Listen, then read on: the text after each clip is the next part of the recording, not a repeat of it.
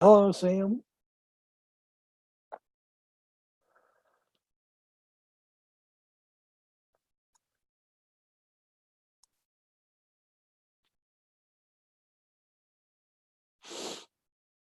If you want to swing host over, if you're still up.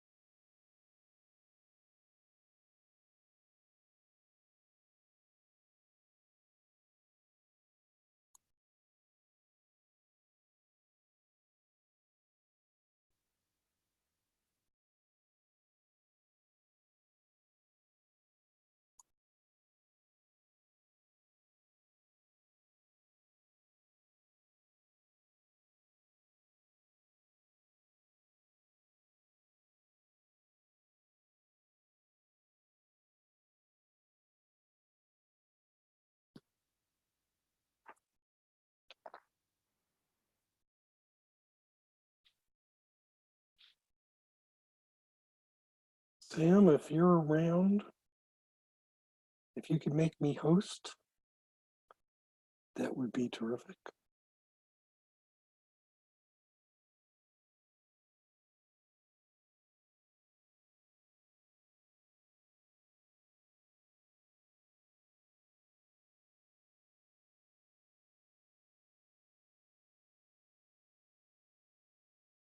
Welcome, Dave. Hi, Sam. Hi. Hi, Tug. Hola, hola.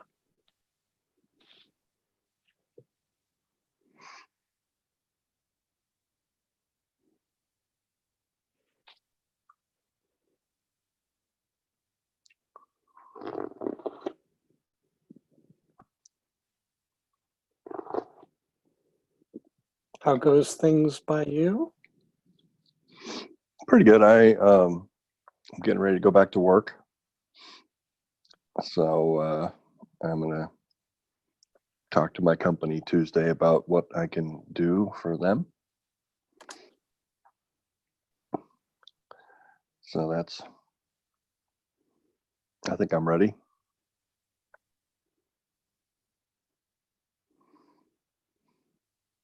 Do you know what the choices are?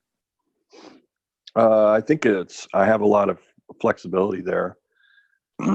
It's going to be marketing. So could be webinars, blog posts. I have an idea. I'd like to do a podcast where I interview people about design and how design is impacting their organizations. I think there's a lot of stuff going on to talk about, and a lot of people that are I think would be very interesting to hear from. So maybe interviews.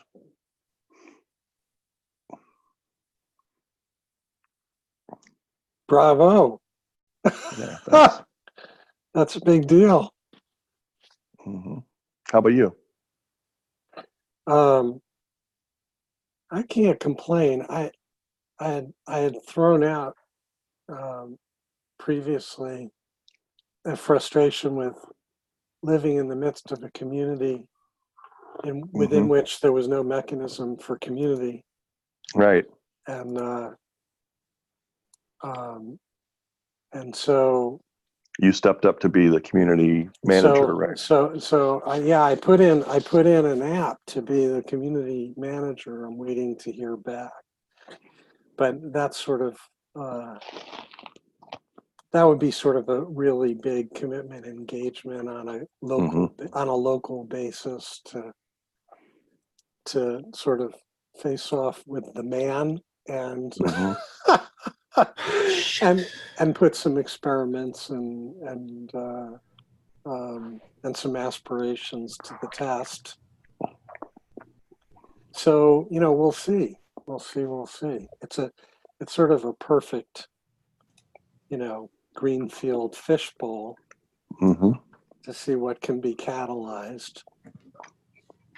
And have you heard back yet on? No. I'm waiting to hear. I mean, I'd be really surprised if they pass, just because I don't, it's been open for a long enough period of time to beg the question whether anybody else is interested, wants it, and is living here.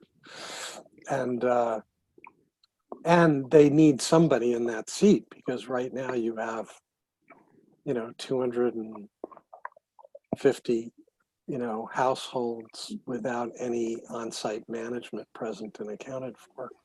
So is it a town or a it's a development. It's really more of a development.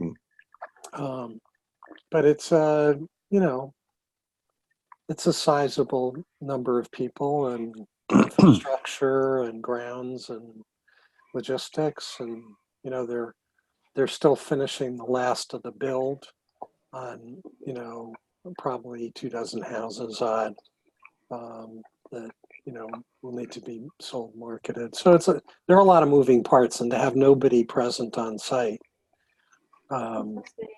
managing that is not something I think that they could have go on for much longer. So it's been a little while now. So we'll see what happens. Welcome, Colin. I heard you sort of mutter little, sort of a half of a profanity before before you muted yourself, or you working out whatever was going on. Having lots of fun, stubbing toes. You know how it goes. Is it possible for you to come on video, because it does make it is. It's in the works. Although I'm wondering I'm also wondering if it's possible when somebody's not on video to put up their icon or whatever, so they are present in the room, because it's more of a podcast, although I know it's not ideal, but sometimes Well, you can't be always on screen. well, if you have a still of your face, you could certainly replace I'm not sure what the character is that you've got. It's sort of some godlike phoenix or whatever. It's a golden phoenix. A golden phoenix. It is a phoenix. Not bad there. Yeah, Okay. it's a phoenix. But yeah, and also yeah, I didn't know if there was also a way to share your screen in one of those squares, but I don't think there is yet. Yeah, I don't think that's possible. Because I don't think it's motion enabled. So it's like you can pick your image for yourself, but I don't think you can. I think it would be more for the participants, and because in gallery view it would be too small to share a screen, but but it would still represent work being done if there was mapping happening or something like that. Right. And or somebody could pin it and watch the map while other people are speaking and add to it, so they'd have another stream of consciousness. I think anyway. There are actually all sorts of like temperament or mood monitoring things. There are all sorts of things you could do with that if they had that affordance. Maybe you should reach out to Zoom and ping them and go, yo, development guys, here's something to think about. Yeah. So yeah, I was grumbling about my setup again. I go and log in. Of course, my microphone's working, but my sound isn't. So I'm going, oh, it's just a constant thing. But as a software developer, I'm used to these kinds of things. Usually I don't grumble. It must be because it's Sunday. I don't know. I'm used to these things. But yeah, no real issue or no real problem. Just stubbing my toe in technology. But yeah, it is a bit of a bit of a block. And I have my thing as unactualized, because I feel very much unactualized, and I don't know if I'm playing in the wrong pool, presenting it improperly, not getting the right preparation, not ready, not sure. Okay, wait. I think it's a combination of learning and doing and being part of the flow, and I think it's something everybody goes through. So yeah, so I just want to back up to the idea. Hey, welcome, Josh. You're not in your normal digs, or you are? That background looked strangely built.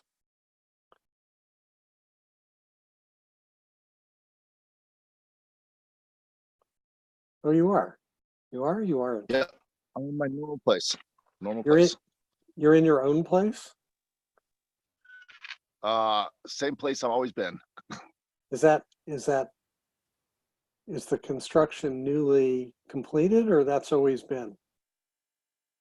Maybe it's just. Oh no, that's actually new construction. It is. That's what I thought. I don't know how you noticed that from around the corner, Doug. You have superpowers. I don't know. It was a Building feeling. on the back here. Yeah.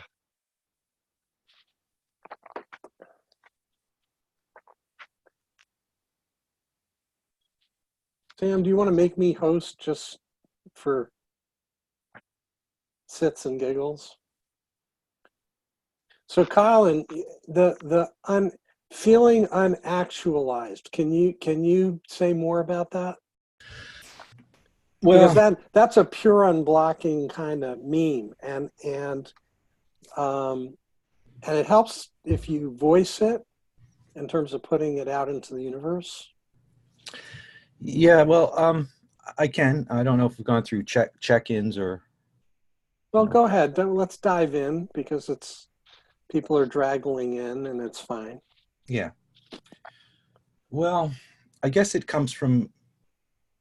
I think you were expressing it. What you were saying, as far as you feel that there's a missing piece in your development, so there's something unactualized, and we're encouraged to grow, be self-actualized, i.e., plant our seeds, grow our sprouts. And I think a big part of it is knowing how to be in the right place, how to recognize with feedback if it's working, whether you're in the right place at the right time, or whether you're just in your own little world thinking that everything's going to work out. And then I think that on top of the feedback you're getting from people with very different, oh, look at the puppy, that's sweet.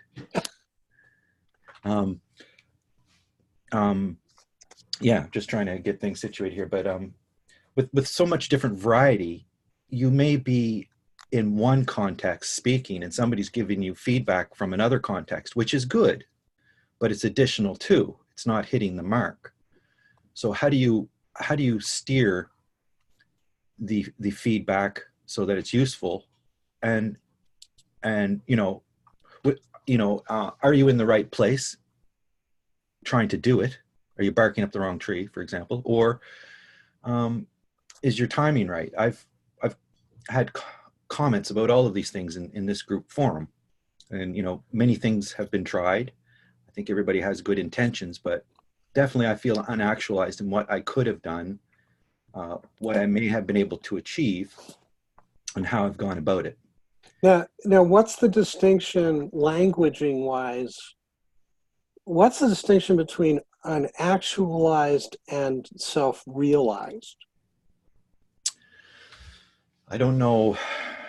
I think self-realized is an ongoing process of education and awareness. Okay. Unactualized is actually having your work or your good get into the flow and be part of a solution, as opposed to just, if you write a book and nobody buys it, that's an unactualized book. You wrote it, you have it, even if it's like, maybe your 10th book is going to be the one that actually becomes popular. But if you have 3 or 4 draft copies out there, your first book, second book, third book, as you're learning, and you don't know how to course correct and try to be clear and help mold the conversation or the discussion that you're having, or realizing if you're in the right place to have that discussion. I've had that experience as well, that I feel that, and I think we've said that, if I kind of do want to be actualized, I got to kind of branch out and do my own thing where I'm inviting people. So one thing I've tried in the last couple of weeks is to lure you and Sam into a convivial discussion on how do we agree better. So, and I'm just going to let that naturally take its pace instead of saying, you guys aren't playing fair. It's how do I ask that question enough times properly that you guys feel safe enough and are prepared enough to feel that you can actualize that discussion. And I think it's very much in line with my simple idea of following a thought trail so that other people can appreciate the context, so that when they come in with their 2/8 of the, 1/7 of the pie, it actually fits into the pie, as opposed to them thinking it's, the answer. I definitely have a hard time with people who thinking with the word all the time. There's no all of anything as far as I'm concerned. When you start to get down to actually actualizing something, when you're visioning things, you can dream, but when you get down to actually, okay, so what are we going to deliver next week? Or what are we going to do, for this month or before Christmas? Then, saving the world and everybody, in a new world. I think we were talking with Glenn yesterday. I agree with much of what he says, but then when he starts to get into his conclusions, same thing with Jordan Peterson and other people. So how do we take part in that conversation up to the part where we agree? And then when people start to put their flavor upon it, or how do you say, connect the dots for you, right? Are they doing a good job of connecting the dots, or are they just muscling in and not appreciating, not adding to, but trying to overwrite? They say history is a lot that way. It gets overwritten. The truth gets overwritten with somebody's impression. So how do we back up a couple of steps and leave history open for being more factual, the history of the conversation or your intentions of where you're going? And that's just with people who want to discuss things. What do you do with people who are talking in bad faith and things. So I'm kind of going out a little wide, but the idea is, and how do you manage conversations? And this is what I think is happening here with people who really want to talk about things. And I feel unactualized in the fact that I haven't been able to contribute in a way that I think would have happened by now. And I'm wondering what the format would be if you could change it up a little bit. And I've got some ideas on that. And I think yesterday's barn raising was pretty good, where somebody actually was holding the focus of the conversation. Other people could contribute to that, as opposed to, if you get 5 to 10 people in the room, you're going to get 5 minutes a week towards actualizing what you want to do, unless you find a better way to integrate offline. And who wants to do a bunch of work to have it not appreciated or not fit in, right? So that's the feedback part. So I guess it's all that about actualizations. How do we make an individual's contribution, how do we focus on each person and say, okay, this is what your prototype is. We need that over here. So, when we're talking over here, building the soup, remember, you're the bread guy. We're the soup people. Next week you can do soup, but you were going to do bread, or, it's a matter of organization and focus on what it is you want to actualize, what it is you want to grow, and how you want to do it. And I find it very difficult when there's misunderstandings. And I think it's very key and poignant about what we've been talking about the last few weeks. So, unactualized comes into mind. Like, you can be very actualized in a silo when everybody agrees with you, but are you right? So when you're in conflict with people and disagreeing with people, maybe that's part of the realignment to get closer to what might be quote unquote right. So, and I think in the end, what I'm after is understanding. So if we're uninformed, really, what are we, there's kind of two sides to the coin. There's the human side of the coin, where it's about emotion and feeling accepted and heard. But there's the other side of the coin where it's just science. Like, I don't think that's right. I think this is right. How do we test that? How do we move that forward? And when the two collide, I think that's where you really need tools to help decide whether this is an emotional conversation, put the tools away, or whether we're going to get the tools out and try to unpack this a bit and keep it straight. That, he said this, she said that, what's going on. So it's very difficult to, I think, have these open conversations and move them down the road in a less than general way, or more than general way, I should say. If it's too general, it's all great. Okay, we're going to build a boat, but when you get on site to build the boat or raise the barn, it's like, it's chaos. So how do we chip away at that? And I think my idea is that, coming from a more of a technical field, I'm used to these kinds of forums to be where you would bring back summaries of what you've done and what needs to be done, like an agile kind of a development process, where what your next sprint is going to be, you have a focus, and things seemingly become actualized. So if people are becoming actualized, I think that's an indicator that at least they don't feel blocked. They might be going the wrong way, but they can course correct. But when you feel blocked, you aren't really going anywhere. You just kind of feels like you're wasting your time, and it's a frustrating feeling. So I think that's kind of the idea. And this is, this group is like it's important to me, but it's still a hobby, right? So there's so many other places I'm putting my time that it's hard to know how much to sacrifice for this if it's not appreciated or in line with what wants to be. So I think those are the signals and feedbacks. And I know when it starts to get serious, people do sort of gravitate, like for the climate thing is an example of people starting to get serious, in a large way. But in a smaller way, just our conversations, keeping them straight. Yeah. So if I'm mapping conversations, how do I do that, and what expectations are there, what feedback loops are there? It just seems to be kind of, well, you take care of that, Colin, and and we'll do what we do, you do what you do. Go ahead there, Josh. Oh, thanks. I was just commenting back on Sam's quick show of hands, who feels appreciated. And I was saying, I feel appreciated.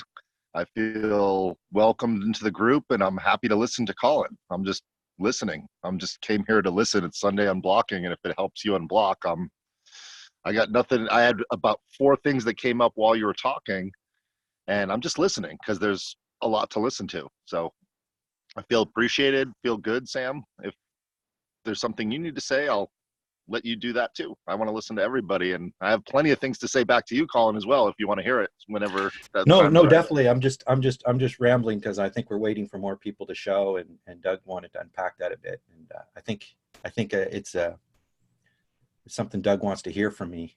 He wants to know what, we've had some conversations, and it's hard to put into words how one feels about what they're doing. And I think he's seizing that moment and just trying to put it out there as best as I can. But please, all feedback is good. But there's time constraints, there's focus constraints, there's different personalities, there's different aspects of what we consider is better.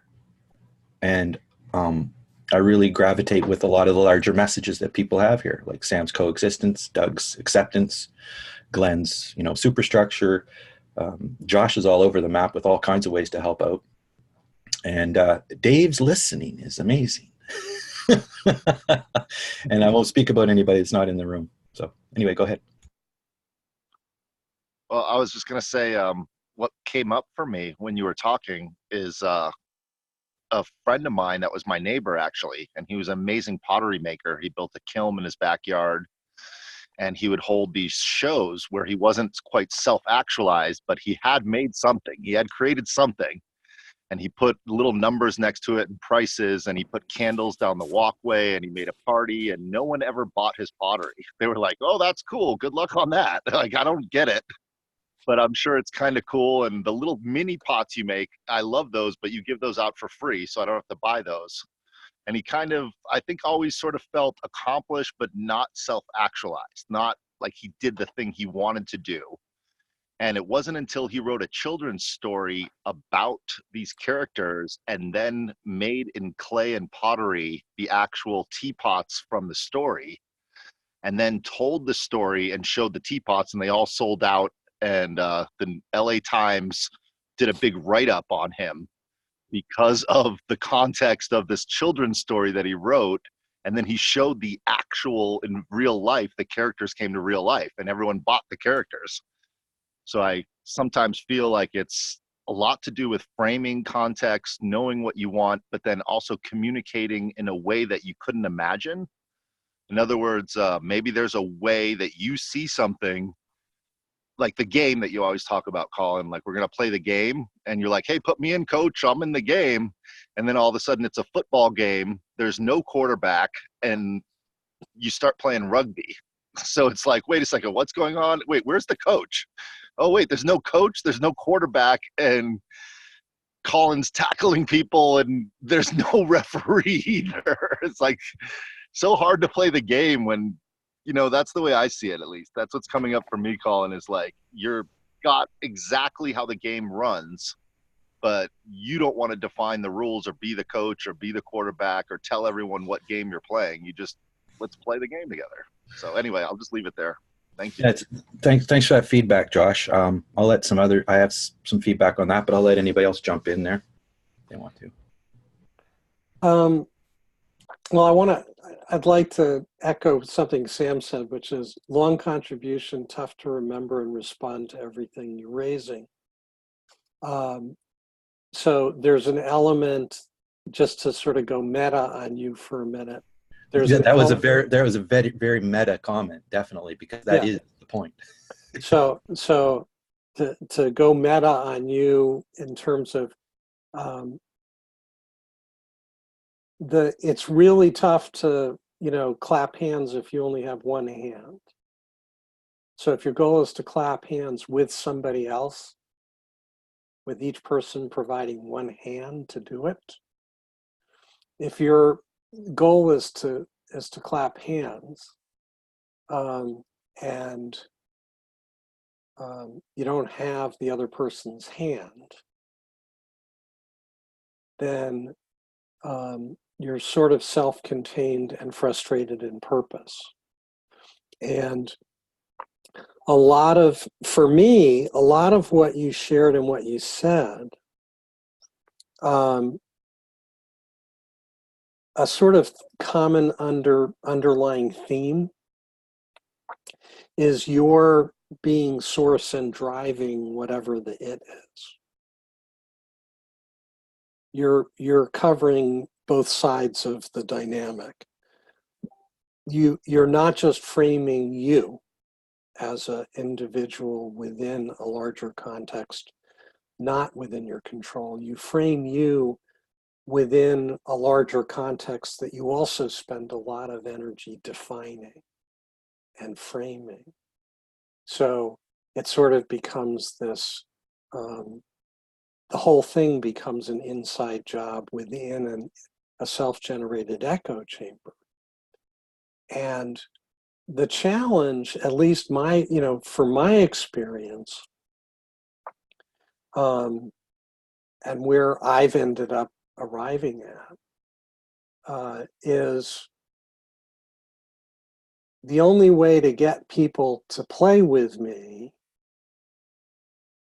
really meant letting go of any projection of or assertion of control or context or frame or larger articulation of the grander context within which I plus fill in however many other people are coming together. So all I bring is me. And everything else is a wild card that's going to be a generated, enacted, manifested result of me plus everybody else. I have no control of whatever anybody else is bringing. I have no control of what anybody else is going to say. I have no control over what anybody else is attached to or not, open to or not, game to explore or not. And so the vast bulk of it revolves around my energy being in openness and inquiry,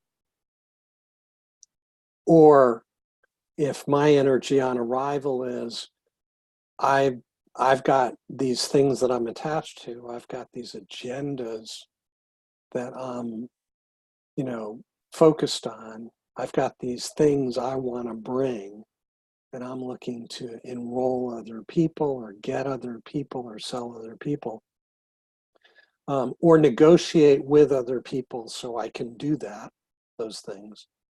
I'm not, that's sort of a binary. I'm either selling something or I'm just showing up and offering my shoulder to the wheel. And the wheel in the latter is not something I control or define. So what's happened for me is detachment from my own shit, for want of a better way of putting it. That I don't have attachments. I don't have things that proprietarily are mine, or that I came up with, or that I believe, or well, beliefs are a little different. I do have some beliefs, but I don't have solutions that I have any attachment to. I don't have concrete, offerings that are prioritized in any way. I try to arrive as blank and empty as humanly possible to what's wants to be, wants to present itself, wants to appear, and then respond generatively from a place of inquiry and curiosity and love as much as humanly possible. And whatever flows emergently from there flows from there. So the piece of the puzzle in all your share that didn't seem to be there was, you said, you know, I'm clear that I'm not getting the actualization, I'm not getting the traction, I'm not getting the uptake or the engagement I want in connection with what I'm doing or what I'm providing or what I'm generating. And you sort of expressed a binary of, there's the feeling conversation around why that doesn't happen, and then there's the nuts and bolts and mechanics conversation, negotiation on the scientific method side of getting to something getting done. But there's a third piece of the puzzle, which is the you that you're bringing to the party. And whether you personally, individually, experientially are showing up open or showing up closed, showing up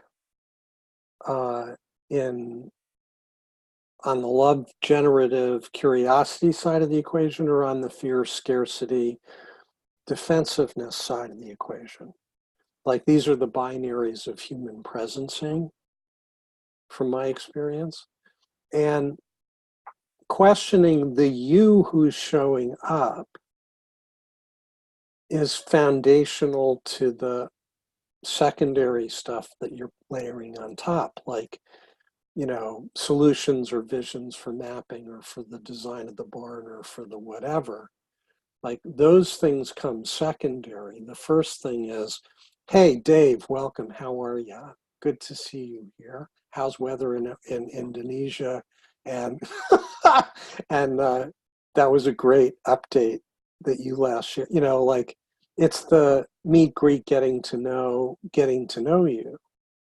And notwithstanding that, making friends, playing nicely, and all of that, there's no like, I'm very aware there's no guarantee or assurance that even notwithstanding doing that and being, you know, top banana, most loved, appreciated, and respected as a human being in the room, that anything I think or might have even a remotest attachment to will ever be taken up or of interest to anybody else. Like that book you said, you know, I just finished a book, right? And that book may never see the, like, you know, aside from the people I've used up goodwill with to ask to read it and give me some feedback and suggestions and whatever, you know, may never get read by anybody beyond that circle. I have no idea. But I do know that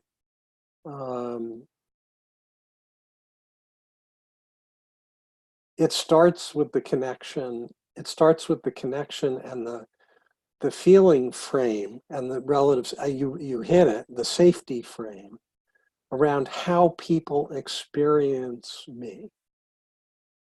Like, as a threshold matter, if they experience me as safe to play with, that's sort of a foundational, critical first step. And if I succeed in establishing that, it doesn't mean I can then go immediately to, and I've got this really cool thing that I want to sell you, because people will go into shock, like, what, wait, where did that come from, whatever, and it triggers them back into fear or whatever, right? But it's baby steps to sort of negotiate the way through what's living for them, what's living for me, what do I see, what do they see, and how do we exchange information and ideas back and forth and grow into a true collaborative kind of dynamic. So, and I see your hand raised and Sam's hand raised. So I'm going to cede the mic, but that's just sort of my feedback from your share.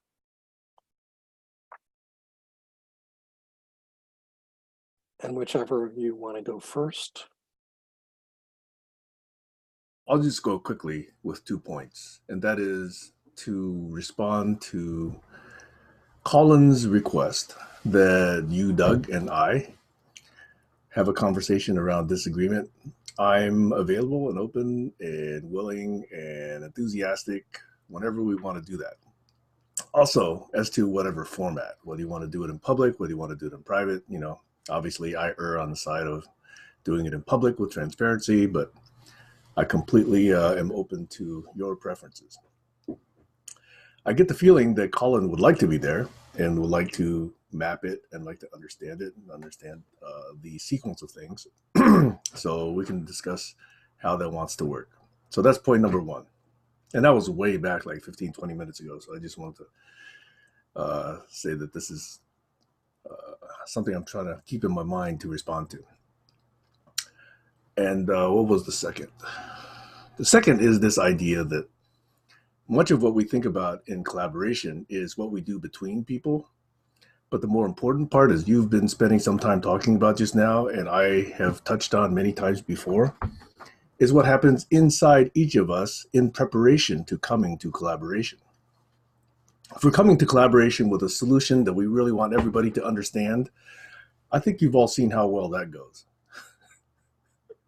Especially if you spent 25 years creating it, which, by the way, is not unheard of. I've actually seen multiple people do this. And then they wonder why the world can't understand their genius. So I think there's an amount of understanding regarding how people co-create, how people have time, how people generate interest, how people lean in or lean out based on communication styles, preferences, current agendas, priorities, constraints, whether or not they can feed themselves, whether or not they're retired, whether or not they feel that you are all of these things. Those are all at play. So just coming with a solution and not understanding all of the rest of that, yeah, you're going to butt up against walls. So I think that's part of what I've been calling this personal presentation thing. How do you present yourself? Okay, and if you're not doing it consciously, then you're doing it unconsciously. And all these things are at play. So those are the 2 things I just wanted to put into the pool of meaning here. Over. Okay, I can give some responses to that too, but I'm still looking for other people to contribute. I'm trying not to dominate because I think this could be a 10-hour discussion in a 5-part series easily, where everybody gets to put their mark on the map, where it's needed. It's not. We don't always have to pull the map out, but you start to get into a mode where things are more serious, and you say, well, let's keep track of this. Let's see what we're saying, so we don't have to repeat ourselves, or we can share this with somebody else. So that idea isn't to be in control of the discussion. The idea is to be control of all of us be in control of the understanding of the discussion. That's the goal. So you do need people to play that game with you, but they have to lean in and they have to realize that it's a format. So that's a big takeaway for me, is there's maybe 2 or 3 steps to get the show on the road, as it were. And it doesn't involve, saying to the Daves, nice to see you here. Would you guys like to discuss something? How, get a rapport with the people and see if there's something there. You just don't say, okay, here's the map, here's the survey, it's time for you to fill it out. It's almost like a improv thing. It's yes and if you don't agree with that, that's okay, but it gets on the board. It's kind of a majority wins kind of a situation, which can be a bit scary.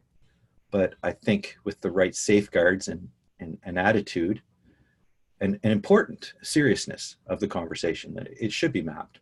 Other conversations are not really meant to be mapped. It's just, like I said before, sometimes people just want you to listen and be there for them. They don't want an answer. Sometimes they are looking for an answer and suggestions. So and this group has so many different things. It's a bit of being able to read the room. And since it is so many things, I really feel that I'd have to slice out a piece to say, this is what I'm doing, this is the format, and give examples. That's what I did a one-on-one with Sam.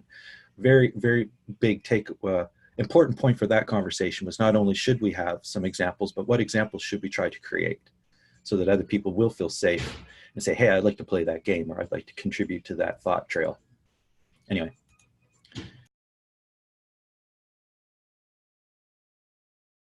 That was my short response.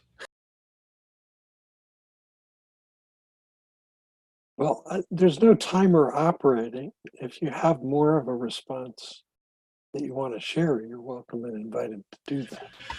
Well, I do feel that it would be good to have a richer forum where people can click a button and say, I'm really interested in this part, or I'm triggered right now, or the raising of the hand.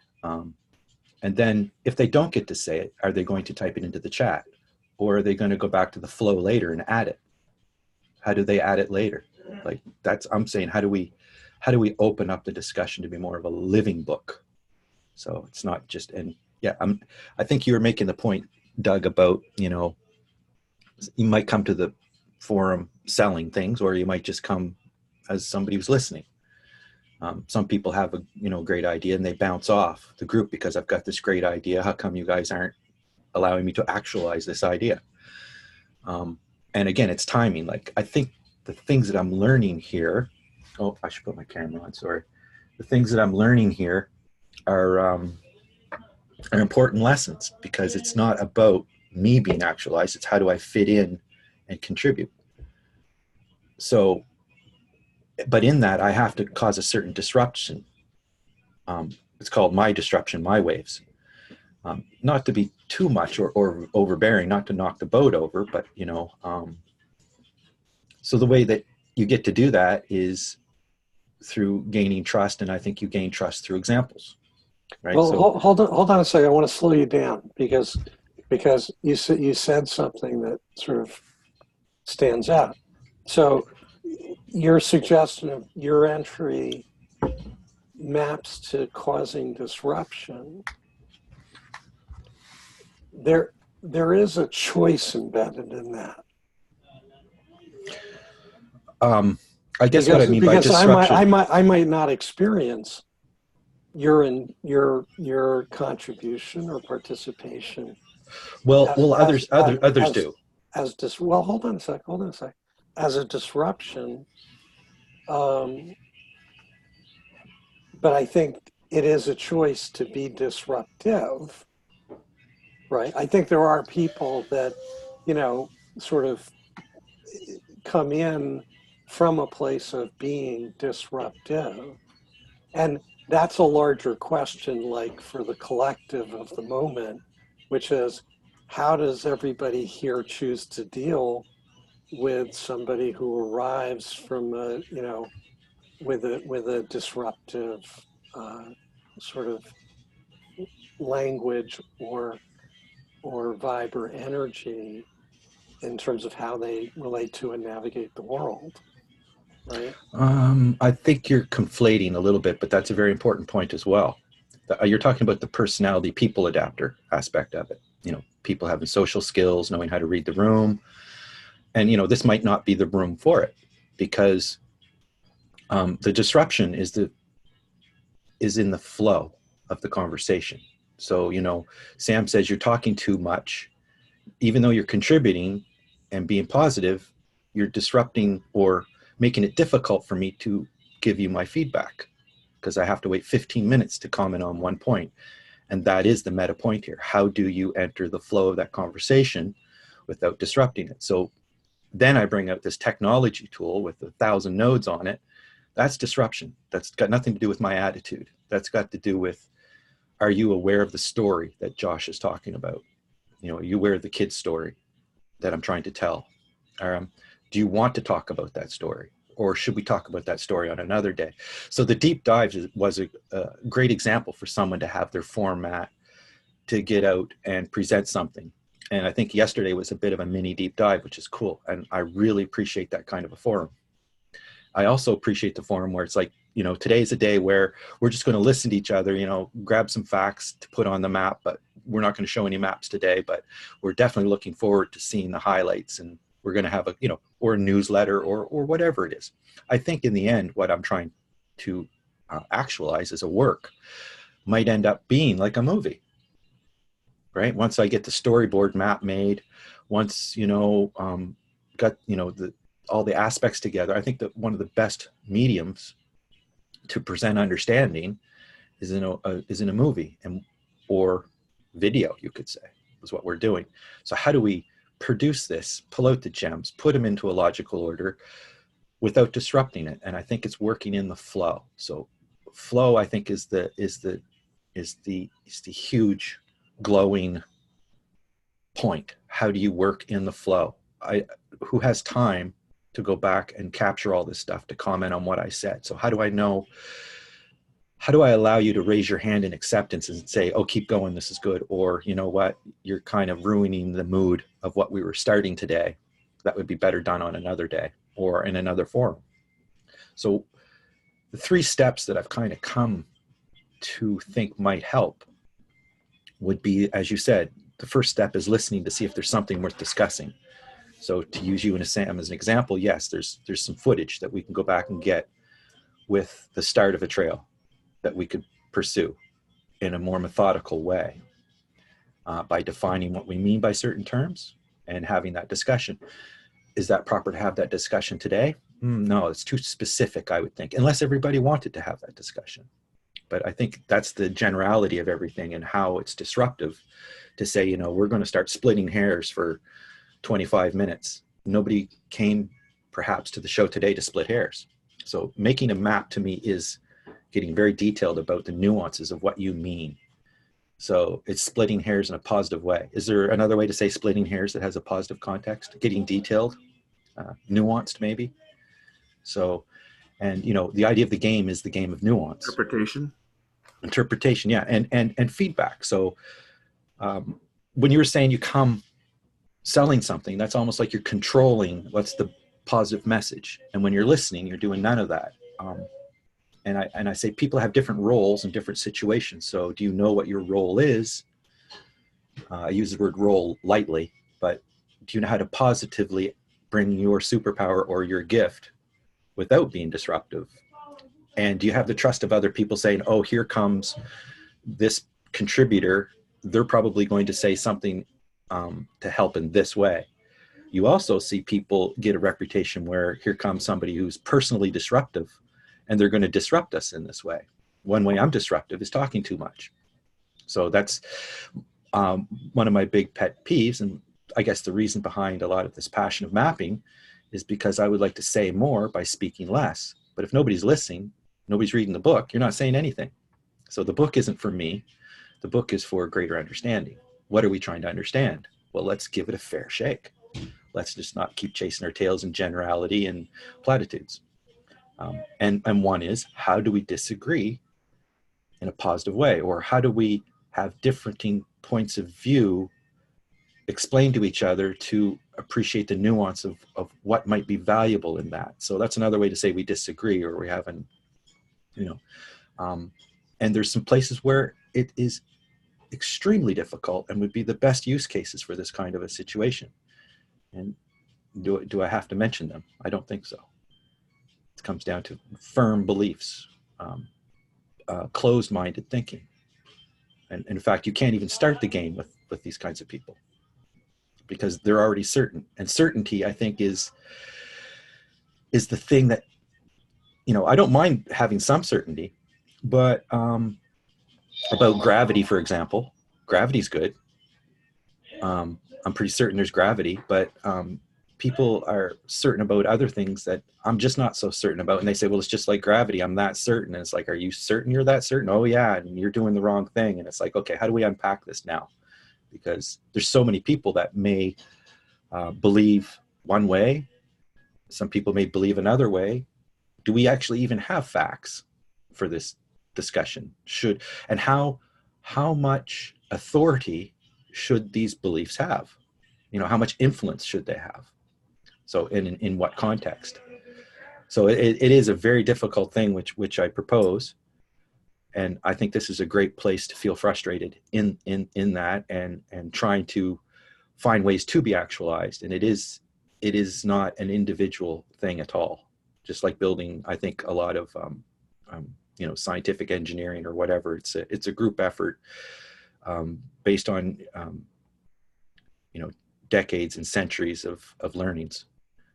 and how do we do that honestly and do it in good faith as opposed to bad faith, which is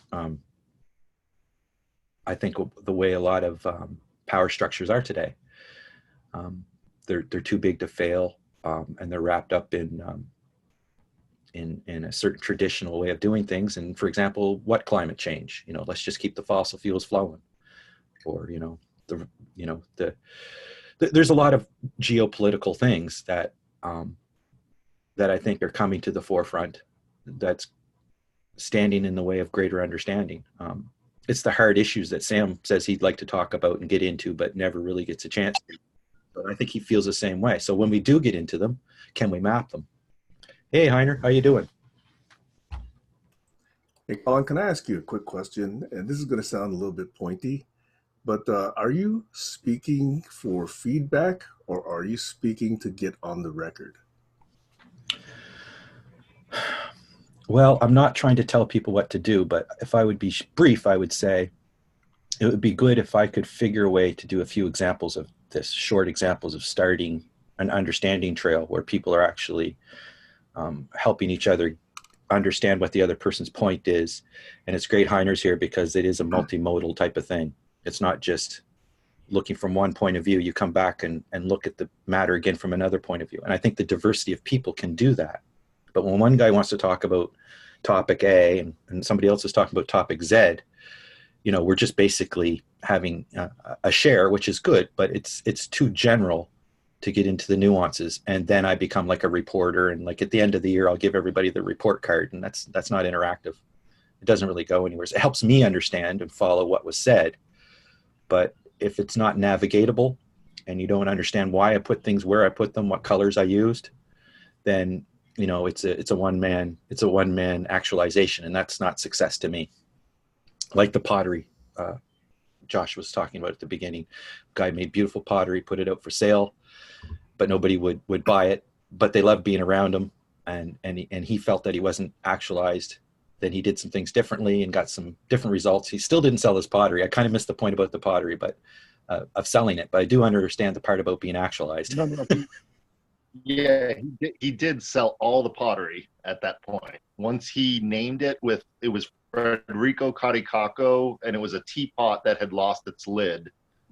And he sold the caterpillar one and the lid, and he sold Federico Caricaco, and then he sold the little nymph tree thing. I forgot all the characters, but he sold it because people had an attachment to want to buy it, because they knew the backstory about the pottery. But when he just put the pottery out there, they're like, that's weird. I don't know why I would buy that because I have no attachment to it. It's your art.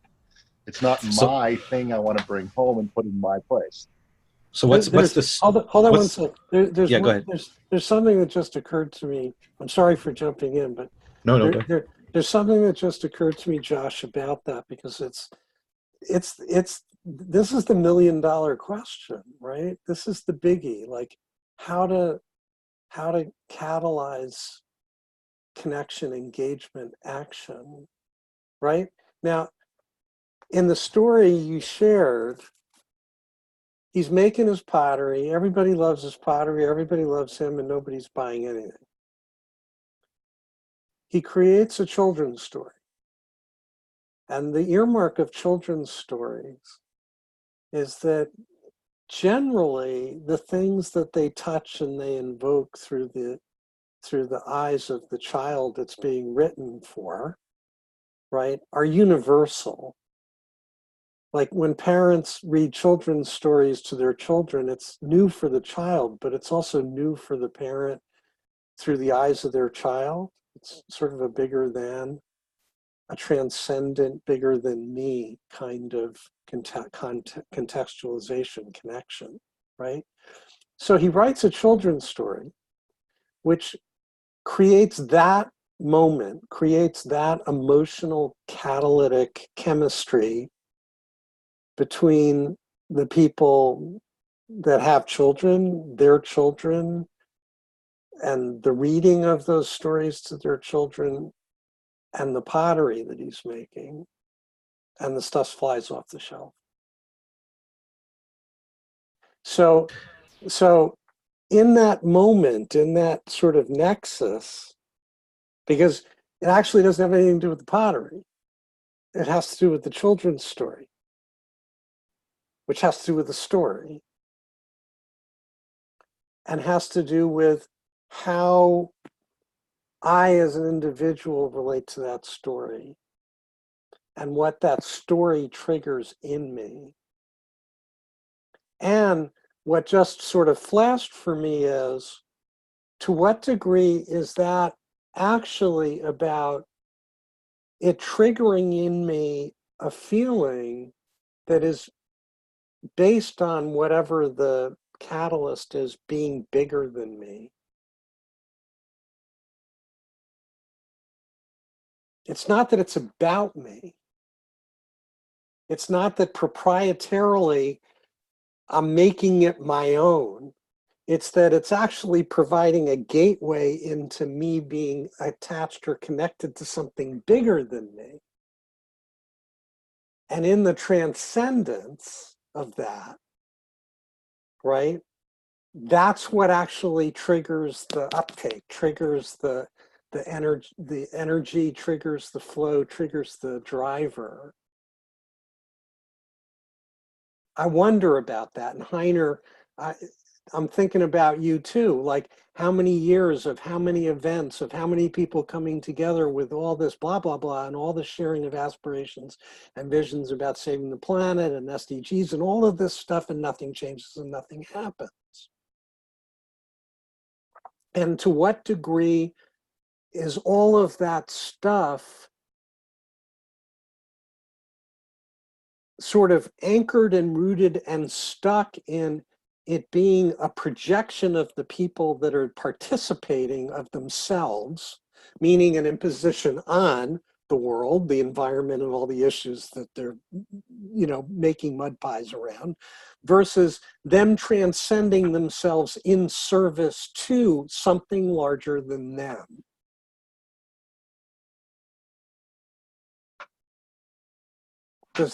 Is that making sense? Because this is like an essential thing at the heart of all of the contexts in which do people, engage or not? Do they bring themselves online in service to or not? And not just for a weekend because endorphins have been triggered, not because they had, that cathartic opportunity to do primal yelling or screaming or crying or whatever the fuck that wears off by the Thursday after the Sunday that the thing ends, but that actually triggers something deeply in them that has them hooked, that this is part of my life. This is something I have to do every day. Doug, did you address me? Yeah. Hello. Hello. It looks like there's a time problem. Our European world changed the hour, and so I'm coming late. This is the problem. It's our standards, it's our agreements, our assumptions. Whatever you say, Doug, is always triggering a lot of resonance. Me just jumping in, I must say, I was the last 7 days organizing an entrepreneurship summit in Berlin. We do experiments, like conversation experiments, since 2009 or so. And this time we had an extra 2 days, like a pre-summit, where we really had the same issues. How to go from the mind to the heart, to the balls, to the everything. Balls is maybe a bad term, so please excuse me. But what I meant is, we struggled with what you just said. Is it globe entrepreneurship or universal entrepreneurship? What is our task, our endeavor? These people are not just business people who just want to make and have their product run, but look into an altruistic, whatever foundational approach to social, cultural, civic, entrepreneurial, citizen entrepreneurship. And so we are struggling very much with words. And what you just said, Doug, resonated with me. How can we come to something and make it concrete in context to something which is bigger than me? All this ego, I spoke about worms eye, fish eye, bird's eye, group eye, generation, cultural eyes, but that's been earlier sessions. I'm really liking this session, and I will leave very soon, but this imposing into like the big bird's eye or macro vision and the inside out micro vision, and then the lateral sectorial visions as well, that is keeping me on and somehow trying to survive. But I think I'm 1 hour late and I don't know. David, did you get anything from what I said?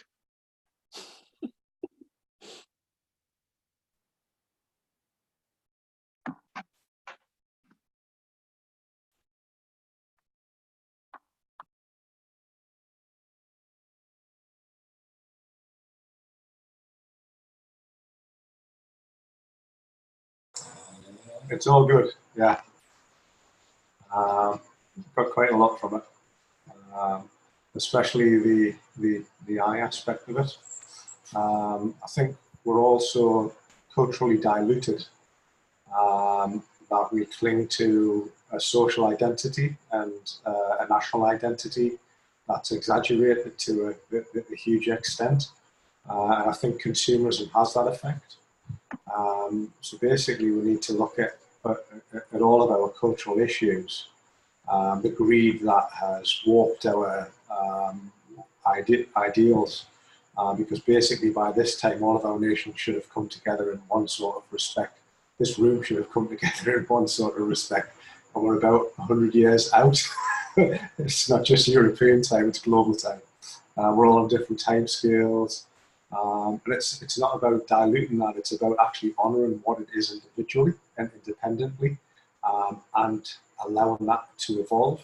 So, you know, when we go to France, we should want to be French and want to improve France and be French for that time.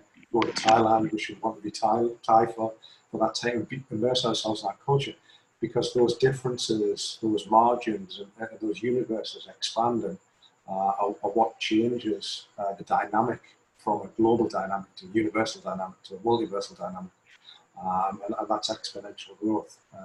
So yeah, I totally understand where you're coming from, especially the time scale.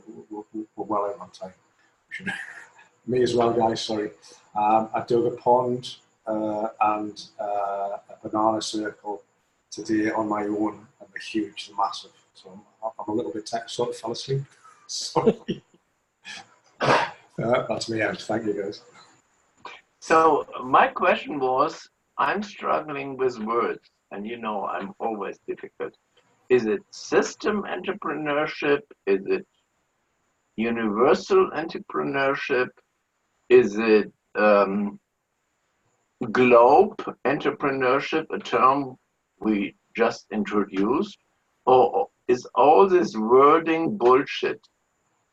But I feel very much at home, and I'm very happy to get other responses, because my struggling, it goes into publication tomorrow, is does system entrepreneurship or globe entrepreneurship as a term in English make any meaning for you, knowing only about social, cultural, civic, citizen, and whatever entrepreneurship? I'm struggling with words, and that's why I come to such a strange group here. You know what? You know what? To me, it's linguistic problem to attach those qualifiers. If you really, if you really wanted to like walk on the wild side, I'd be turning to nature. I'd be, thinking in terms of rhizomatic entrepreneurship.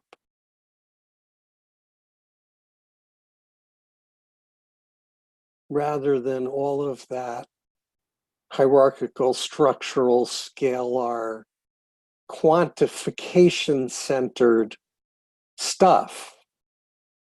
It's about living networks and interconnections and interdependencies.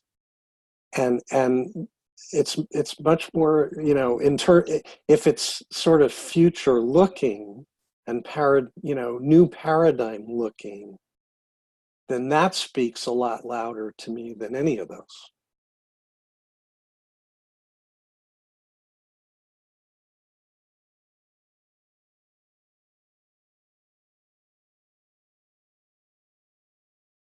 So I'm wondering what you mean by entrepreneurship, because it feels to me that that's really tied to the old paradigm, because it's still thinking that each person has to somehow create a living, being an entrepreneur. Yeah, well, what does it mean to you, entrepreneur? You're opening a big bag. It's always you, Anna, because these simple questions, these well-packed questions are the most difficult. You see, I inherited through this entrepreneurship summit since 10 years, and it was founded 25 years ago, this term entrepreneurship from you English-speaking people. We wouldn't use it, so we use entrepreneurship, but it's for us, the makers, the doers, the guys doing a difference. That's why I created this For Futures environment, and we even have a Facebook group now about this. It is a deep struggle because this traditional meaning of I founding and I'm failing and I'm getting challenged, and in America then I make a new enterprise, and in Germany I fail once and no bank will accept me in future. These are so extreme differences that we have, with this founder of the Entrepreneurship Summit since 20 plus years in Berlin, Professor Faltin, horrible fights about this. And they go really down to the bone because it is this binary decision like you Americans have with your, what is it, Director General or whatever, this bar. This guy who says guilty or not guilty, we try to spread the spectrum of meaning of doing positively, having an impact into opening spaces. I mean, cognitive spaces, real spaces. Doug knows what I'm talking about, and to make it concrete. So we don't bullshit with plastic words in filter bubbles. So anyway, I always love your deep questions because they go to the core with the simple questions all the wise people of the world cannot answer. I can hitch onto that. Go ahead, Anna. I was just going to say that I think in English or England, it would be called ethical business, which would sort of cover the whole realm. But entrepreneur has a particular competitive element to it of each person somehow trying to find a way to make a living, but it doesn't have that, the network that Doug was talking about, or that Dave was talking about. Entrepreneur sounds very individual to me. That's why I questioned. Yes, but this is a neoliberal stance of it. We try in history to go back. For us, it is the makers, the doers. So I'm very much engaged in makers for humanity, who try to override this narrow pigeonholing.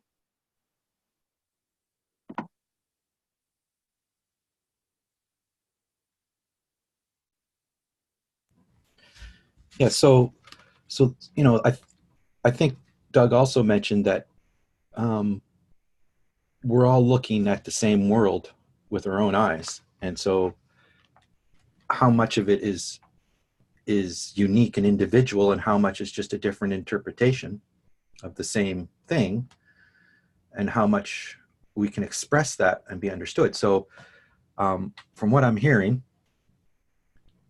I'm looking for a way to build a story and allow people to interact with the conversation between Doug and Sam that I would like to moderate. As an example of how two highly skilled linguistic people with some pretty solid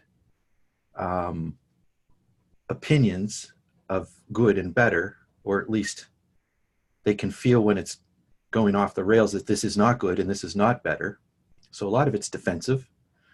A lot of it's common sense when you're in the silo with somebody who agrees with you. But is it really common sense when you bring in other voices?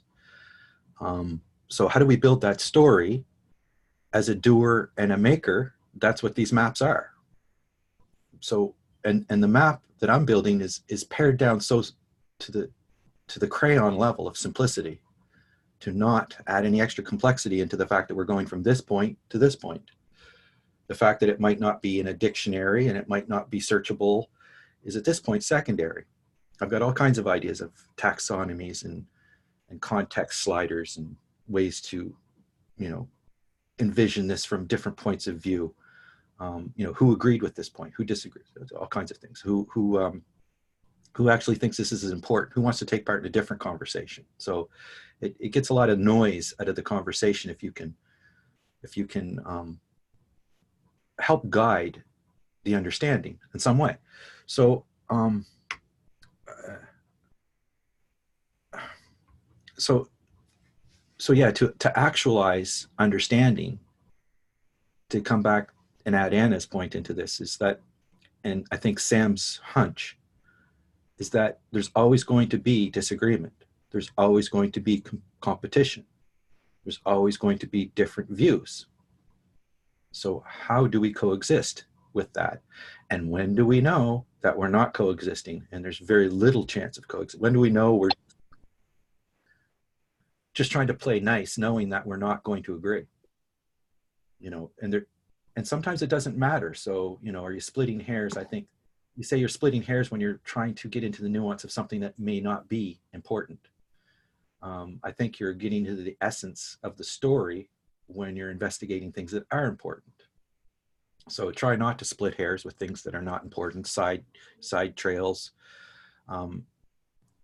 undocumented free thought association. So,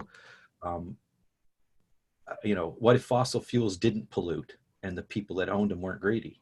You know, is it just a human thing? So anyway. Anna? Yeah, I'd just like to question the assumption that you made that there's always going to be competition, there's always going to be disagreement.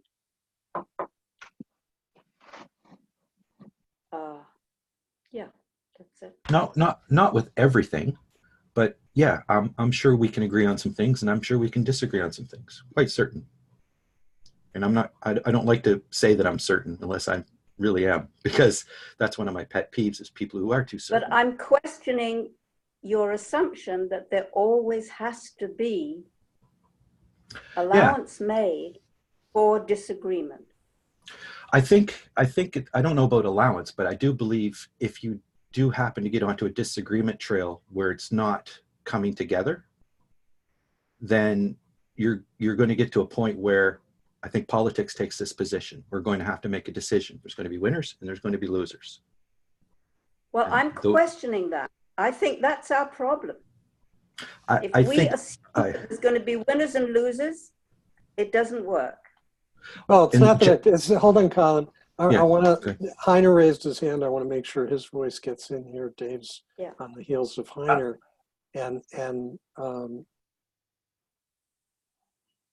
Yeah, so Heiner. Okay. I really like the spectrum between you both, Anna and Kevin, because the world is a spectrum between opposites and in phases, 3 and many dimensional. So I think we have achieved the last 7 days, like 24/7, something very, very interesting, because we had the brain researchers, the guys who longitudinal brain research studies in meditation, where some people include the positional, the Dixik, what I discussed with Tammy and her friend from Holland, I forgot his name. Anyway, that we make sure from where we talk and what we talk and go beyond words. T.S. Eliot said, make words solid, and that is actually what's been happening there. We Germans have much confrontational problems with English, because Polish is much better than German, so I'm not praising German, forget the crowds. But to really say what you mean in which context, in which environment and situation, and there we have, since 10-15 years, like I follow it, some makers who are stuck and lost and deceived by using your English words like entrepreneurial. That's why I tried with globe or universal, and there's a big school saying system entrepreneurship, but they don't make it to come real.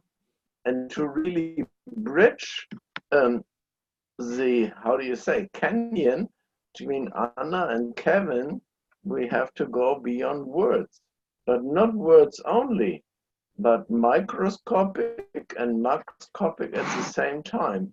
And the split always gets you into psychiatry, but we try to survive it because your binary system in legal system in America, there with all this voting, I mean, beside all this, I followed up all what's going on in the Capitol. I mean, this is archaic, this is bloody, bicameral, dualistic. I mean, that's all not life. And we have to dig deeper. And if not now, when?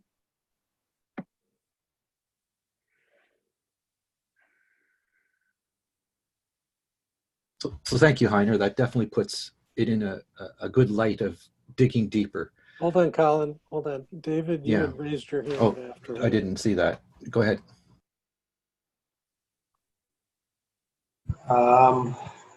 I think it's a partially cultural thing and a partially sociological thing, because living in the UK and then moving to Thailand, especially into a space where sort of 4 or 5 countries come together, that's a much more enlightened outlook on life. It's a much softer and gentler, and everybody bows and kowtows to each other.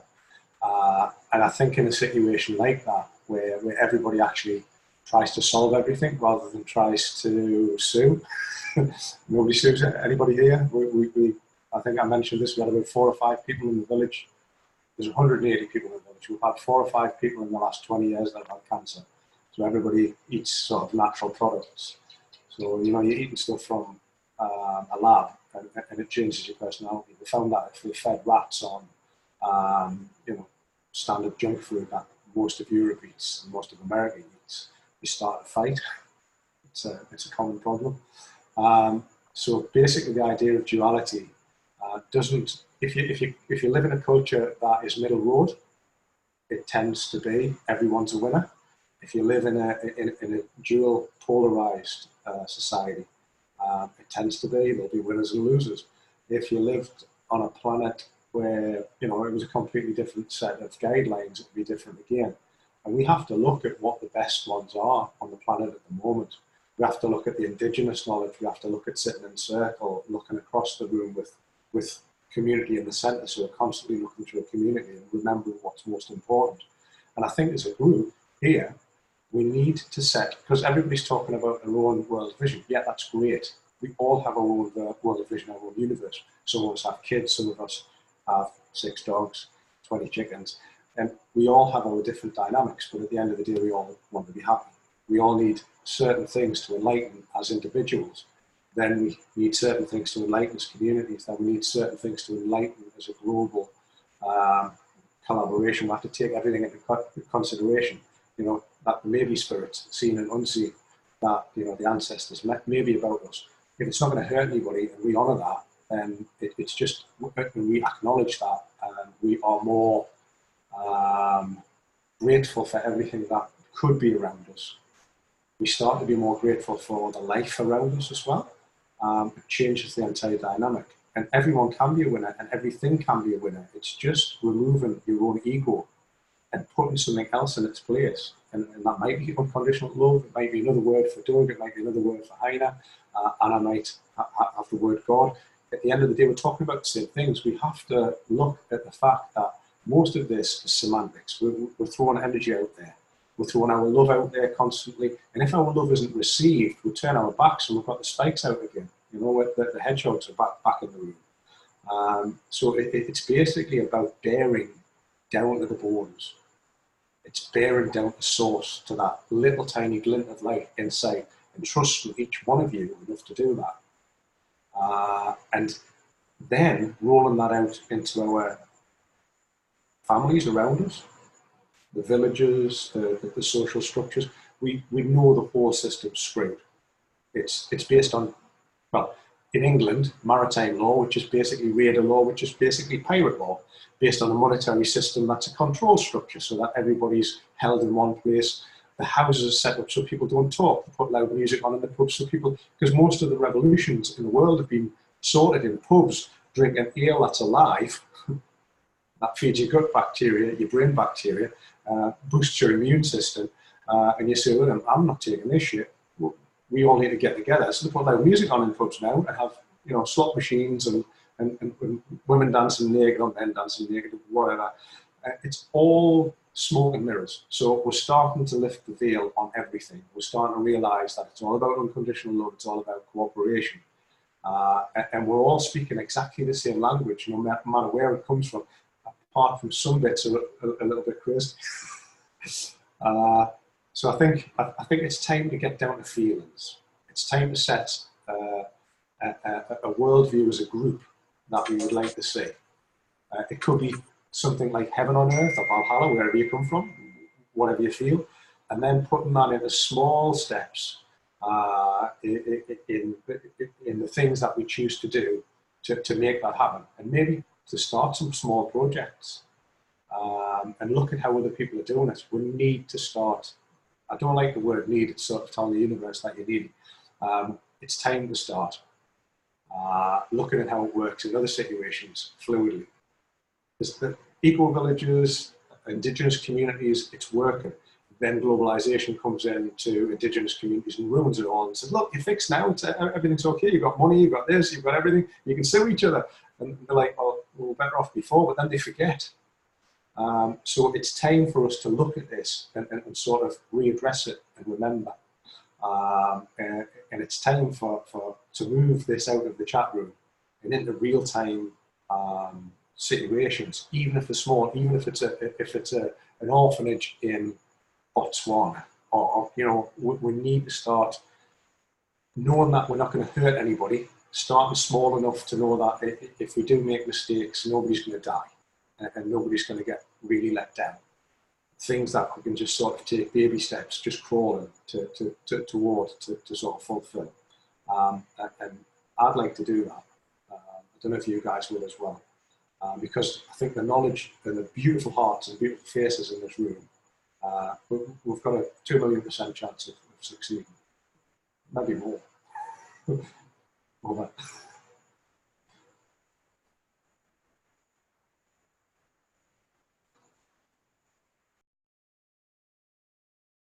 Well, that's lovely. But I don't think it's realistic. In your own silo, it is, of your own community. You've decided to become your community. So you can do that. But as soon as competition or progress or somebody else's better way comes to visit, as natives have found out from the British, because the British have a really good way of doing things now. I don't know. And remember, this was in a framework of quite a lot of ignorance, I would say. A lot of feeling, but a lot of ignorance. Ignorance of what people are and who they are and what they're worth.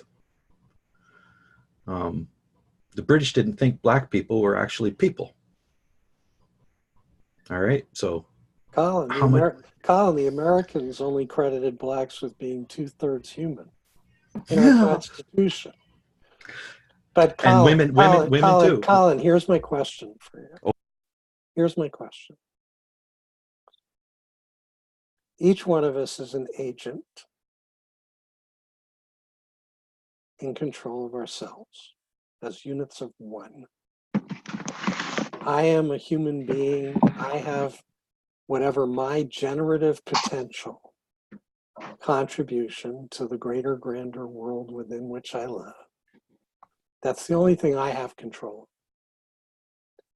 And I manifest and direct that contribution through where I put my time, my attention, where I put my language and how I express myself, and how I carry myself, and how I interact and engage with others, and what I do and what I choose not to do.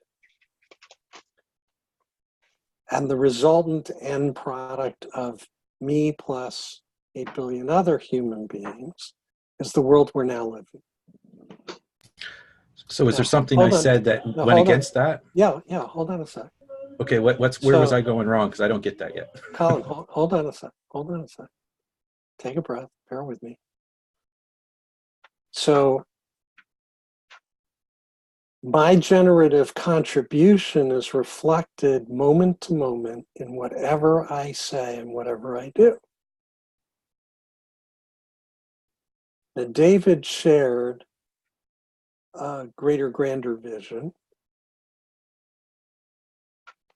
that he, by his being, doing, saying, and enacting, he seeks to contribute to. You're responding with, that's cute, but that's not realistic because the world we're in sucks and blah, blah, blah, blah, blah, blah, blah, and whatever, everything else you were about to lay out, which may or may not be, in fact, the world we live in, is in service to energizing what's in the rearview mirror in the dystopian piece of crap horror show that we've authored. So my question for you is, what do you want to feed? Do you want to feed what's been and perpetuate and contribute to its existence and persistence and survival? Or are you interested in contributing to a transformed alternative? Because if you believe that what has been and is the only thing that can be in the future, then there's no point. We go out and buy, a couple 100 pounds of pot for the rest of my natural days, and get stoned and sit in the corner and eat junk food. Because who gives a rat's ass? It's all going into an Okay. It's I'll all cut you going off. into an extinction dystopia anyway. Okay, well that's the thing they say about atheists. You know, if you don't believe in God, then you believe in Satan and you eat babies. So no, I'm not going there at all. Although you are correct. I was saying that David had an utopia and, you know, a sanctuary even. But is it protected? Is it sustainable? And is it realistic to my world and the oil and the convenience that we've all bought into and the plastic? I look at it as it's a start. And well, it is a start. And David times a couple 100,000 other Davids. Yeah. And let's not judge it. And it's how you get from the caterpillar to the butterfly. Right. And I think you're thinking I was on the road to judgment and judging. It sounded that way. Yeah. No, I'm not going to pull that off. No. And I appreciate, because I have a tendency to be a little bit frustrated and unactualized in it. But no, in this instance, and with Anna, I'm saying, how could we unpack that a bit in a way that we could follow the understanding? You want to talk, Sam? Or just waving to Jazz, or what's going on? So yeah, I'm saying, how can we? I was just waving to Jazz with her. Okay, yeah, hi Jazz. So I, you know, with David and with Anna, there is some nuance I can see there, not some disagreement as such, but I think that what Heiner was talking about, how do we get that a little bit more concrete? What do you mean how would that be sustainable? So, or what I mean by that. So you'd have to ask me, instead of thinking I'm doing a black and white, what you're doing won't work. There's just certain things in the world that are just facts, that I think are facts, that you think, from what I hear, are changeable. And I'm thinking, what does that look like? And when you're saying, well, we need to, or we should, or we could, these might be, you know, good ethical entrepreneurship type of motivations, which I think should be actualized. And I do like the idea of having a wholesome life where fewer people are afflicted by disease and whatnot. And it's almost like, you know, these communities are entrepreneuring, getting back to nature and what's important to be a human being on Earth, an earthling, as opposed to an entrepreneur and a capitalist. But I think in much more of a spectrum type of a way, where there's nuance, and you can't just jump to an extreme and think you've got the answer. So my maps are to ferret that out. And there's the offer, there's the story. So how do we make the story interesting between Sam and Doug? How do we make it interactive? And what is the backstory? You know, David has his story with how he could, you know, if I mapped out what David was doing, and then mapped out what somebody else was doing in another village, doing an eco type of sustainability thing with the community, even between those two, there's going to be differences between what's better way to do it. You know, farmers disagree on the right way to farm. You know, fishermen say this lure is better than that lure. And it might just be the certain day. So, and things are changing all the time. For example, our best ethical guidelines that I grew up with as a child are no longer the ethical guidelines that I think people should learn. Like the things that I was told, you should do this and you should do that, and you'll be a good person in this community, and the tribe will accept you, is by no means what I think people should do. And this is coming from authority. So I'm saying this is everywhere. So there's a conflict right there, or a competition of ideas. So I guess what I'm saying. I want to jump in because Sam raised his hand, and then Anna has her hand up. I want to just create some room for... Okay, one quick observation and then kind of a little statement. Okay, the observation is, I heard Doug ask a question, and I didn't actually hear you respond to the question, so I'm still curious about that. The statement is this, and I'll state it in kind of an extreme, pokey way. Okay, the two easiest things in the world, number one, is to poke at the problems of the world. There's nothing easier than that. The second easiest thing to do is to describe utopia, where you would like to live. Those are both very, very, very simplistic in a sense, okay? Because the real place that requires imagination, the real place that requires creativity, the real place that requires working together and really coexisting is how do you get from here to there? And it's messy. So nobody with a solution that is unwilling to talk to others with solutions is ever going to get there. You've got to be able to interact. You've got to be able to modify your views. You got to be able to co-create something better. You got to be able to figure out how to get that solution in place, or at least messaged. And you got to be able to, be the exemplar. And if you can't do that, then again, you're living in an Oneida colony or Antelope Valley or Oroville or some other very small community that's not really going to be where we all end up. So I think this set of skills around dealing with messiness, really being open to others, especially other smart people, and really understanding that you as a smart person is probably not as smart as you think you are, has got to create an environment with the generosity and the curiosity and the leaning in and the interaction and the dialogue and the co-modeling and the simulation and the prediction and the reevaluation and the learning and iteration and agile and all that. You got to do that. If we don't do that, we're living in our own little bubbles of what we think utopia is. Over. Anna, you're next, and David, you raised your hand. Well, what about giving Colin a chance to answer the question that Sam asked, that he hasn't answered the question? I can remember. That Doug asked that I felt that I didn't hear the clear answer to. Yeah, I won't forget. Other people can chime in. Okay, I don't disagree with you, Sam, at all. I think that's sort of negotiating with people and being open, being able to use their language so that we can understand each other is really important.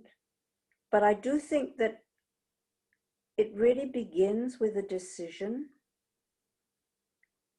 Am I going to focus on the differences, or am I going to focus on the positive things that we have in common and decide that that's what I'm working towards? I'm not going to solve all the differences. I'm not, the conflicts, I'm not even going, I mean, you look at the conflicts that are going on just in UK, it's ridiculous. There's no way that I would want to get involved with that.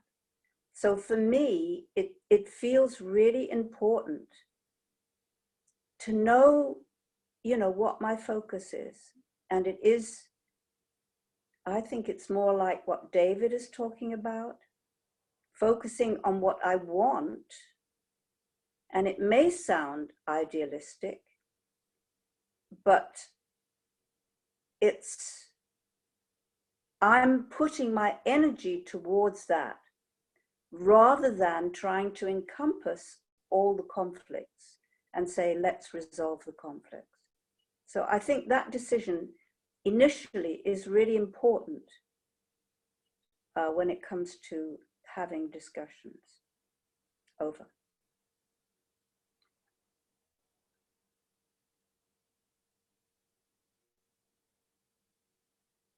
David, you had raised your hand. I think it's a very important thing to lean in. I completely agree with all of you. But I'm in quite a strange situation because I'm sort of in this situation of a protector because I know a lot of things that are working and going on. And there are a lot of families and a lot of beautiful people doing these, and not necessarily all in their country legally and legitimately. There's a lot of sort of underhanded sort of aid coming from local governments that are slightly sick of centralised governance as well, which if it was uncovered would stop.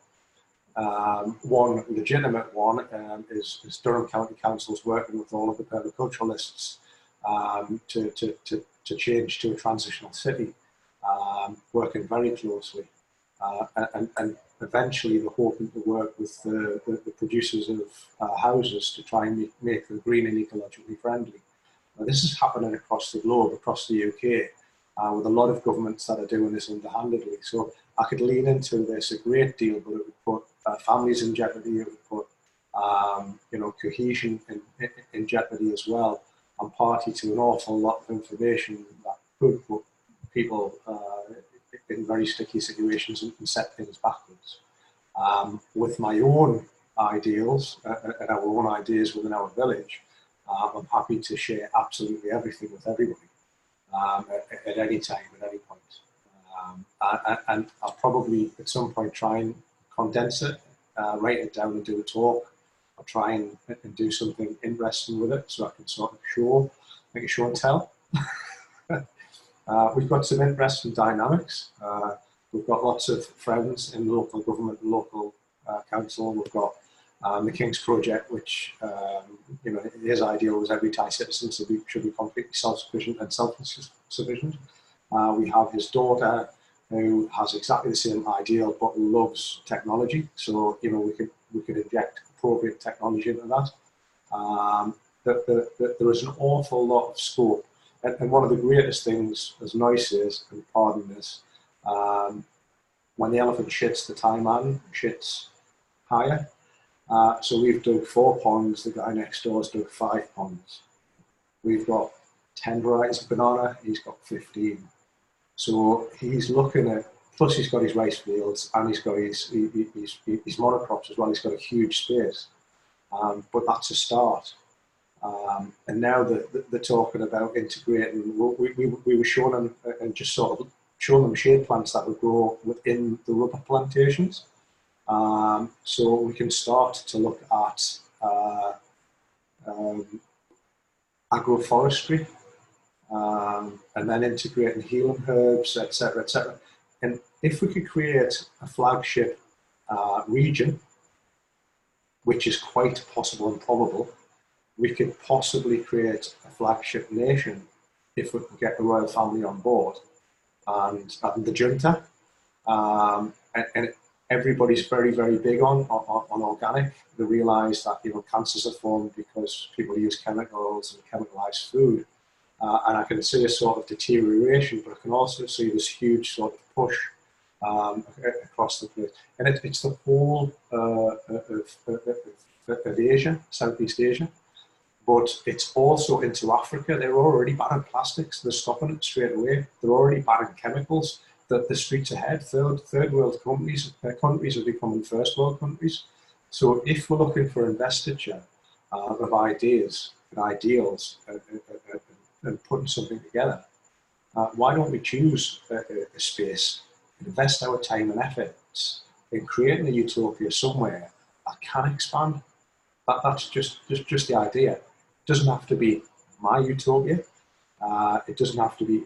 I mean, I remove myself from it. I class myself as owning 3 pens, and 2 of them are fountain pens. One's just a sort of one with a refill. I try to, that's me. Everything else is just something that the universe has gifted beautifully to me, and I'm very thankful for, including, the friends that I've made here. I try to allow the self to fall away because, the name I was given is not my name. I try to let the drive that comes through to be unconditional love. It gives a bigger reach when you're not you, because when you're something else, when you're sort of, non-existent, you can serve fully because you've got nothing to be happy about. You're happy by seeing other people happy, and I'm getting to a stage where I am. I think you can probably see that when I speak. It's not about this body. I'll be gone. Let's face it. It could be tomorrow. Could get bitten off a snake. I've had 3 scorpion bites since I've been here in a jellyfish thing. So it could be tomorrow. But at the end of the day, if the shade of the trees that I've planted, create a nature school. And the idea that we have of diverse cities, of cities that are integrated with nature, of building platforms on high rises and cutting out floors and creating open spaces of light and life. This is things we've been talking about as a collaborative. And, you know, we're seeing that it's hard to get on. We go to our friends' eco villages and have people from all over the world that come from completely different backgrounds. We have some basic principles of checking in, singing together, blessing the food, etc., etc. We have created some wonderful cooperations, and very rarely a wrong word is spoken. There's a great amount of honour, a great amount of respect that flows with that. And, you know, I'm hoping I can bring some of that here. Not that it needs it, but, you know, that fluidity and that beauty. I want to see a world that's beautiful for everybody. So I want to see everybody's dreams fulfilled, and I will. I know I will, because I've met other people that want the same thing, and that's what it's about. And again, I'm honoured to be here, and I love every second that I spend with you guys. I just want to say thank you for that moment. Sam, you have your hand raised?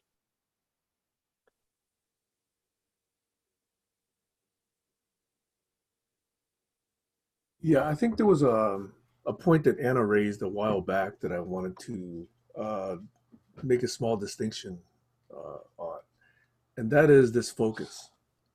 This focus of, you can either give your energy to what's good, or you can give your energy to, I guess, the negative or what's bad or whatever. I don't actually look at it in those frames. I don't need to. But if there's ever a movement, there's a from and a to. And if you just treat them as a from and a to, without getting so attached to these labels of good or bad, positive, negative, whatever, it's just stuff that, you know, I decide to do. The decision I make, it's an action I take, you know, and I can still do it, and I can still envisage the outcome without all of this baggage about goodness or badness or emotions. That's what I choose to do. And if you choose not to make change, then you don't have to think in terms of from and to. And you can just exist the way you are. But then whatever change happens is going to be done without your intent or without your participation.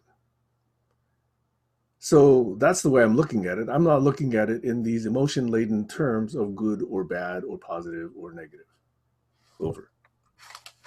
All right, that's a perfect place for me to respond to Doug's question of, am I with Dave's story of positive example of how to live, or am I saying it's just cute? And the question is, essentially, am I with the program or am I against it? What do I bring, and how do I want to appear in that way? I think that was the general gist. Is that correct, Doug?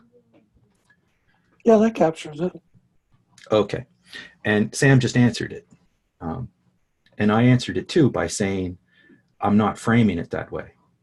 And when it's an emotional discussion and what you do with your family and what you would like to believe in your heart, be it something you can show evidence for or something you just think may be true, I can't tell you what you believe is wrong. What I can do is say you're stepping on my toes or you're making too much plastic.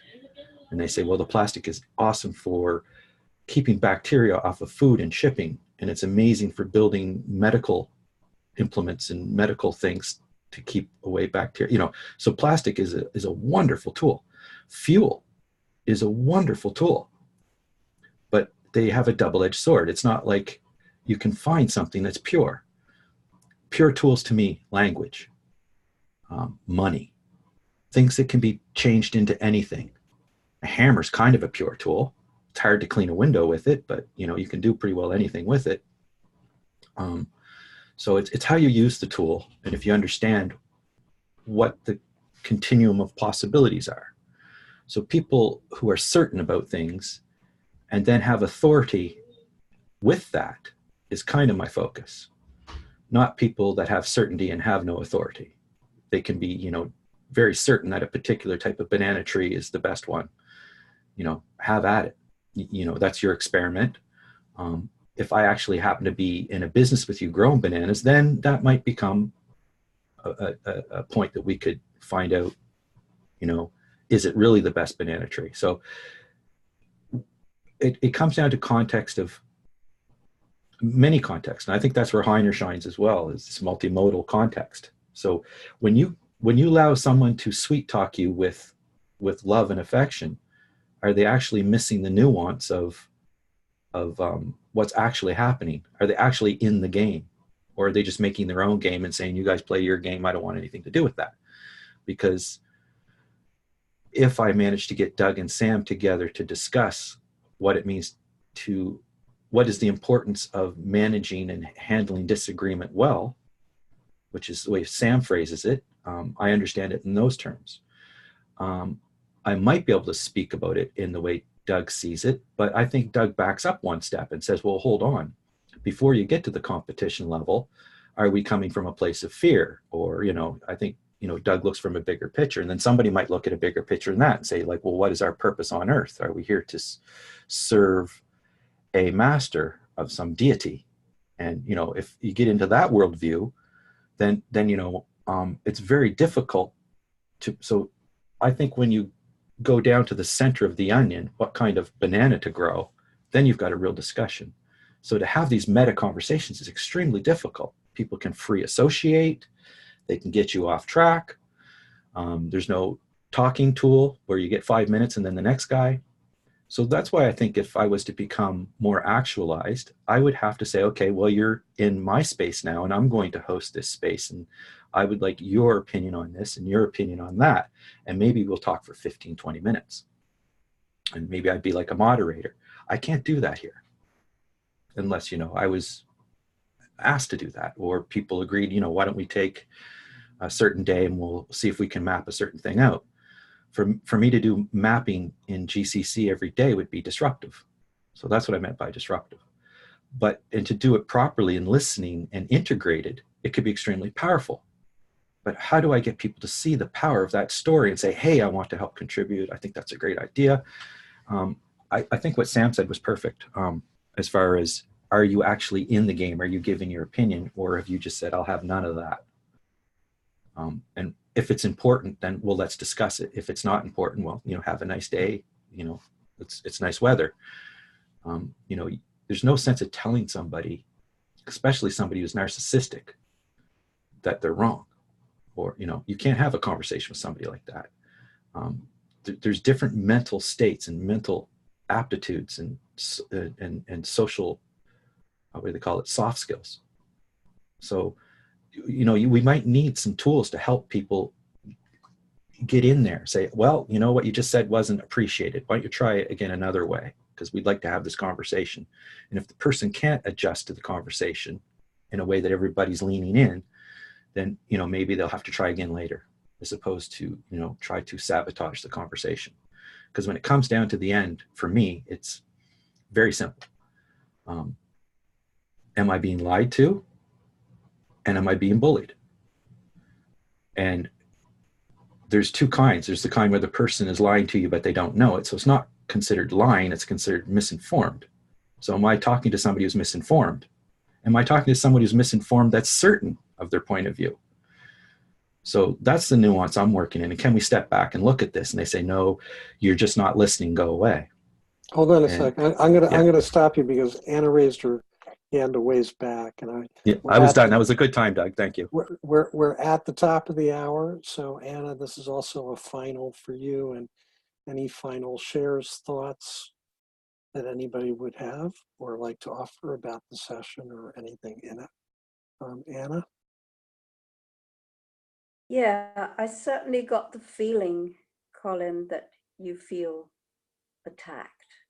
That was what you were expressing, that you can't trust people to be having a conversation with you. You feel like they're sabotaging, they're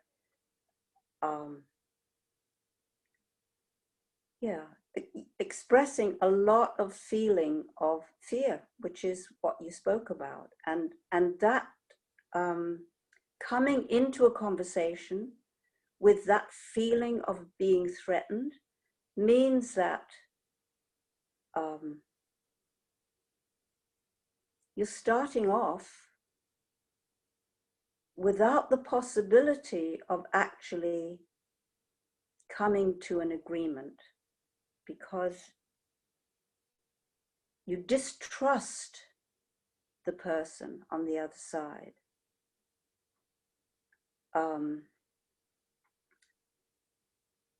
My feeling, unfortunately, I didn't quite catch what it was that Sam was saying, but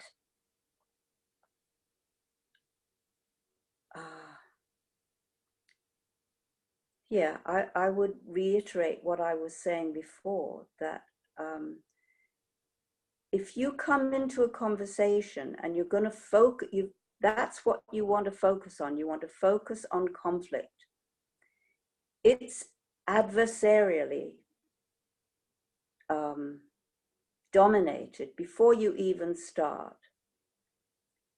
And my feeling is that we need to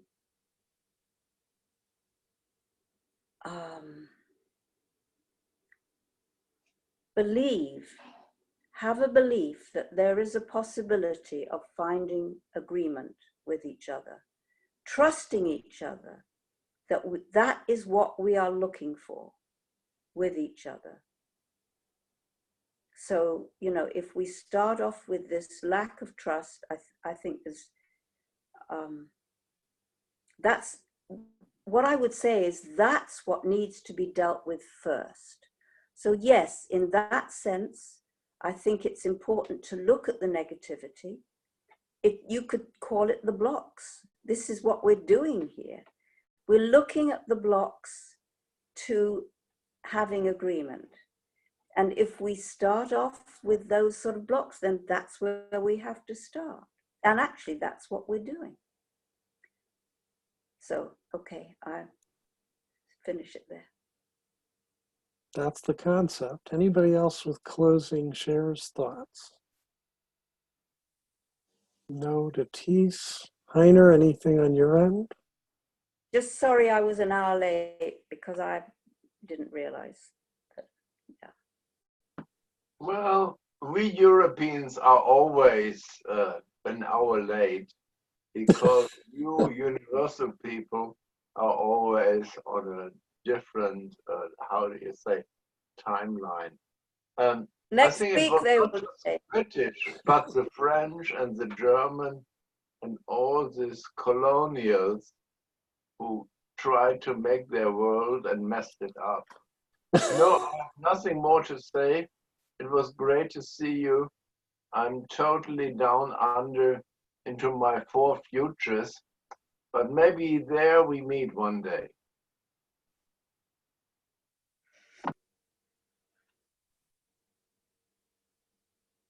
Yeah, I guess I'd go next because I was kind of referred to, and I don't want the space to grow too far, the tether. And it's not so much the fearing or mistrusting the other, it's fearing and trusting the process of the actual conversation, and realizing that people have different levels of intensities, different cultures, as David was talking about, different versions of what is better. So how can we come, with the generosity that I'm willing to open and listen and tell you what I mean, and you listen to what I say and try to understand and steel man that point. I do the same for you. So we're on equal playing field. And then we can try to get into the nuances of what might be different, how we're misunderstanding. If we can just say, well, there's a reason for everything, then the conversation's over. And I don't think that's the right way to go about it. I think that, what is the reason for it? And if we can find it, maybe we can, maybe we can't. Wicked problems don't have a solution that we know. It's an experiment. And if there's a time limit, then some leader is going to have to say, okay, I've had enough. I'm going to act now. We're going to have a vote. We're going to do something. Someone's going to win. Someone's going to lose. So I have to do that now. because the general rule of thumb is final shares are not invitations for responses. So, Colin, unfortunately, that's your constrained comeback. You're cutting me off at the right times, Doug. Thank you. Jazz, any parting words and shots since we haven't heard your voice at all? No, that's a no. You sure? Well, you can hear my voice. It's a little gruff. Hello, everybody. Nice to be here. See you next week. Bye. Bye. Hello, everybody. See you maybe another time. I don't know when. So, bye. I just have a quick question. Earlier, I flagged a question that I heard from Doug that Colin had an partial answer to. I'm looking to see whether, Doug, you are open to Colin's invitation to have that discussion with me regarding disagreement. I absolutely am, and we Yeah, can so- coordinate that offline. Sure. Okay, all right, offline? Okay, all right. Yeah, I'm game. So I guess I'm last. I thoroughly enjoyed this, and I think we got to some things that I want to spend time drilling down on and thinking about earlier on, and I really appreciate all of you being here and co-creating this. And Heiner, I share Anna's challenges with the entrepreneurial anchor that you're saddled with, but would be happy to talk to you about counterintuitive variations on the use of that term combined with other things that might help with what you're wrestling with that. So maybe we can do a sidebar at some point, and talk about that.